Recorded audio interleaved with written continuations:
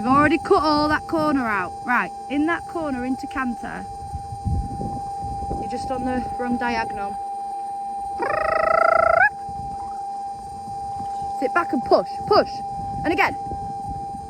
Give him a tap. Shh. Get on. He's trying to go on the wrong leg. Push. Right. Keep the canter. Use that corner. Right leg on. That's it. Push him over a little bit more. Fold. Sit up. Well done. Right. Come round to this cross pole one more time and then I'll make it a little bit bigger. Sit back. Push forward. That's it.